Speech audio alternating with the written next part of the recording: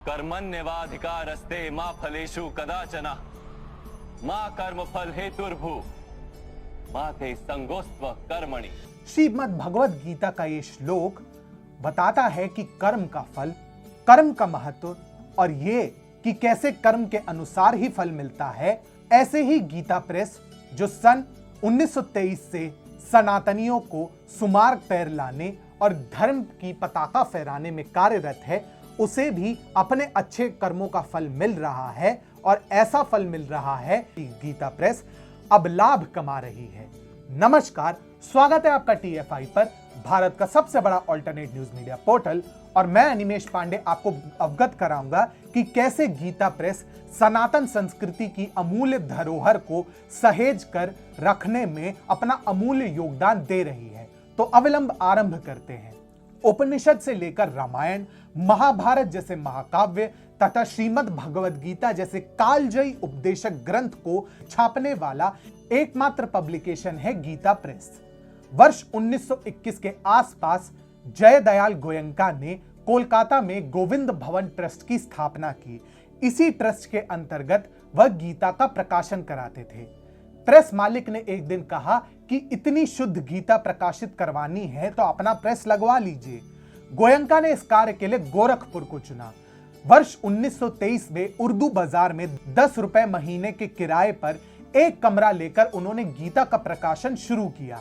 यहां से शुरू हुई गीता प्रेस की कथा, जिसने हिंदू जनजागरण को वर्षों तक अकेले आगे बढ़ाया और उस दौर में भी आगे बढ़ाया जब नेहरू इंदिरा शासन में वामपंथी इकोसिस्टम ने पूरे भारत के साहित्य और अकादमिक जगत पर अपना कब्जा जमा रखा था। परंतु परिस्थितियां अब पहले जैसी नहीं रही। गीता पिछले 98 वर्षों में प्रति वर्ष जितनी पुस्तकों का विक्रय कर रही थी, पिछले 5 महीनों में उससे अधिक पुस्तकें बिकी हैं।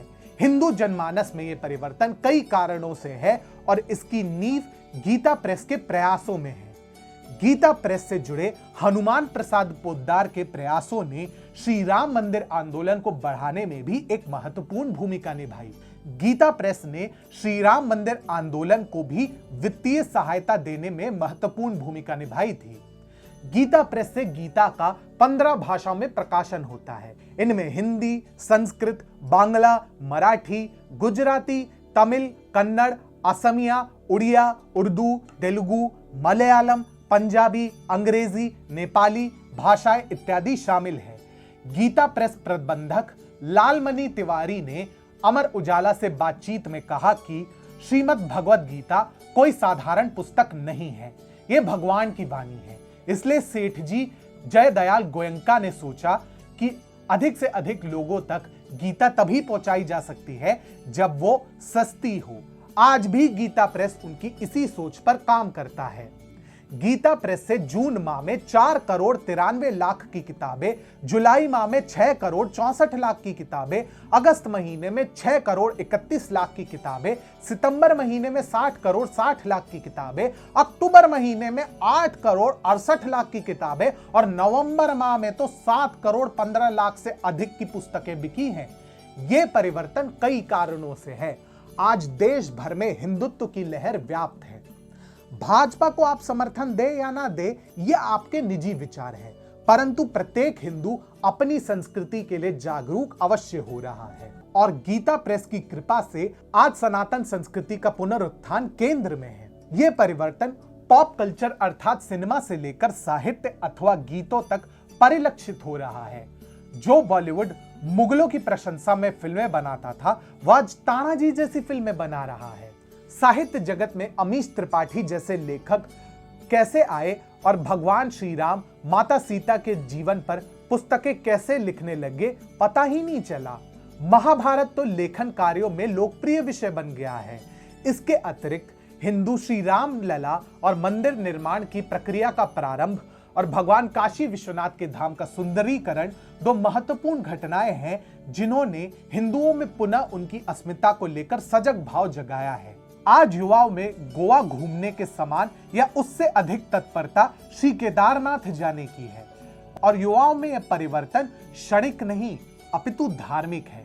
आप सोशल मीडिया को देखें तो शिवलिंग और शिव भक्ति के साथ फोटो से लेकर वृंदावन में बनी रील से इंस्टाग्राम और फेसबुक भरे पड़े दिखाई देंगे। कुछ वर्षों पूर्व तक इस प्रकार की ऊर्जा दूर दूर तक देखने को नहीं मिलती थी, परंतु कोरोना काल के दौरान रामायण और महाभारत के पुनः प्रसारण ने तो मानो चमत्कार कर दिया और यह विश्व में सबसे अधिक देखे जाने वाला टीवी सीरियल बन गया।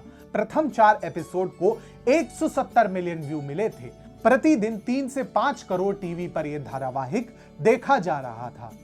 16 अप्रैल को प्रसारित हुए लक्ष्मण मेघनाद संग्राम के एपिसोड को 77 मिलियन अथवा 7.7 करोड़ व्यूज मिले थे, जिसने लगभग सभी रिकॉर्ड ध्वस्त कर दिए थे।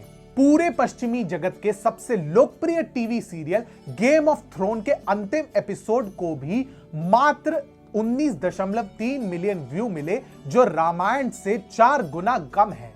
किंतु यह सब संभव नहीं होता यदि गीता प्रेस ने सनातन धर्म की अमूल्य धरोहरों की रक्षा नहीं की होती।